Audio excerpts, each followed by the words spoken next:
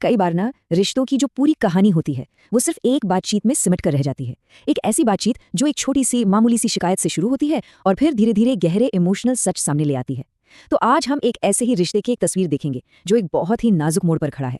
और इस पूरी कहानी की शुरुआत होती है इन 3 शब्दों से, तुम बदल गए हो। ये सिर्फ एक लाइन नहीं है, ये एक चिंगारी है। एक ऐसी चिंगारी जो एक मुश्किल पर उतनी ही जरूरी बातचीत को हवा दे देती है। इसमें थोड़ी शिकायत है, थोड़ा सा दुख है और शायद कहीं ना कहीं एक उम्मीद भी छिपी है कि सामने से जवाब नहीं में आएगा। तो चलिए इस बातचीत की गहराई में उतरते हैं। पहला दौर है इल्जाम का। जब एक साथी को यह महसूस होता है कि कुछ बदल गया है तो दूसरा साथी अक्सर खुद का बचाव करने लगता है और यहीं से असली टकराव की परतें खुलना शुरू होती हैं। अब देखिए, ये जो जवाब है ना, ये एक बहुत ही आम डिफेंस है। वो इस बात से इनकार नहीं कर रहा कि उसका व्यवहार बदला है, पर वो कह रहा है कि वो खुद नहीं बदला। मतलब वो इस इमोशनल चोट को एक प्रैक्टिकल वजह यानी काम की तरफ मोड़ रहा है। ये एक ढाल की तरह है जो सीधी चोट से बचाने के काम आती है। और यहीं पर वो असल मुद्दे की जड़ पकड़ लेती है। बात वक्त की कमी की है ही नहीं, बात है कनेक्शन की क्वालिटी की। बिना वजह कॉल करना, ये वो चाहत है, वो बेफिक्री है जो उसे अब महसूस नहीं हो रही। उसे लग रहा है कि अब बातें जरूरत बन गई हैं, आदत नहीं रही। तो अब ये बहस तुम बदल गए हो से कहीं आगे बढ़कर एक ज्यादा गहरे, एक बुनियादी टकराव पर पहुंचती है। एक तरफ है आज के पल में प्यार और जुड़ाव की जरूरत और दूसरी तरफ है आने वाले कल को बनाने की जिद। सच कहूं तो ये आज के दौर के कई रिश्तों की कहानी है। ये एक शब्द कोशिश इस दूरी को और भी ज्यादा बढ़ा देता है। बॉयफ्रेंड के लिए कोशिश करना एक अच्छी बात है, ये दिखाता है कि वो मेहनत कर रहा है। लेकिन गर्लफ्रेंड के लिए ये एक रेड फ्लैग है, क्योंकि प्यार में जब कोशिश घुस जाती है तो ऐसा लगता है जैसे वो जादू ही खत्म हो गया है जो सब कुछ आसान बना देता था। ये स्लाइड ना बहुत कमाल की चीज दिखाती है। दोनों एक ही रिश्ते के बारे में बात कर रहे हैं, लेकिन पूरी तरह से अलग अलग टाइमलाइन पर जी रहे हैं। एक आज में जी रहा है, दूसरा कल की तैयारी कर रहा है। और दोनों की नीयत अच्छी है, पर नजरिए का यही फर्क उन्हें एक दूसरे से दूर कर रहा है। अब बातचीत उस सतह से नीचे उतर रही है जहां गुस्सा और शिकायतें थीं। अब हम उस असली डर तक पहुंच रहे हैं जो इस पूरी बातचीत की जड़ में है। वो डर जो अक्सर गुस्से के पीछे ही छिप जाता है।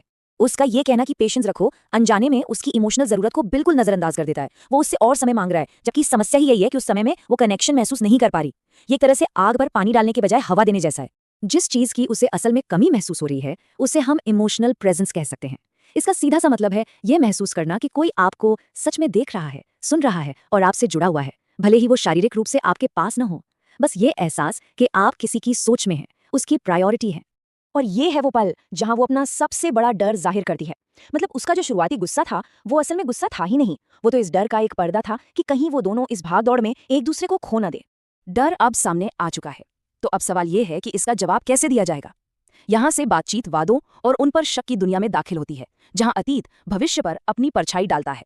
तो वो उसे यकीन दिलाने की कोशिश करता है एक सीधे साधे वादे के साथ। ये उसका तरीका है भविष्य को सुरक्षित करने का, शब्दों के जरिए इस खाई को पाटने की एक आखिरी कोशिश।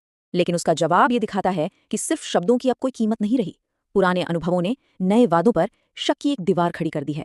और ये कड़वा सच भी है कि भरोसा नए वादों से नहीं बनता, बल्कि निभाए गए पुराने वादों से बनता है। और अब आता है इस बातचीत का इमोशनल क्लाइमैक्स, जब सारे डिफेंस नाकाम हो जाते हैं, जब वादों पर सवाल उठ जाते हैं, तो सिर्फ एक ही चीज बचती है, वल्नरेबिलिटी, यानी बिना किसी कवच के अपने असली एहसास को सामने रख देना। ये है इस बातचीत का टर्निंग पॉइंट। यहां वो सिर्फ एक और वादा नहीं कर रहा, वो अपनी प्राथमिकता बता रहा है। तुम हो तो सब है। इन शब्दों से वो मान रहा है कि जिस भविष्य के लिए वो भाग रहा है वो भविष्य उसके बिना कुछ भी नहीं है। और यही वो इमोशनल प्रेजेंस है जिसकी उसे तलाश थी।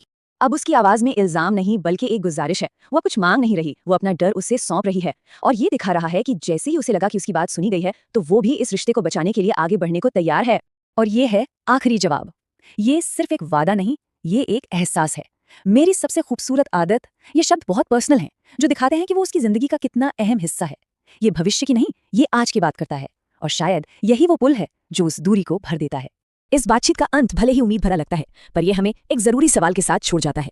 क्या सिर्फ एक वादा टूटे हुए भरोसे को सच में जोड़ सकता है, या फिर असली काम तो अब शुरू होगा?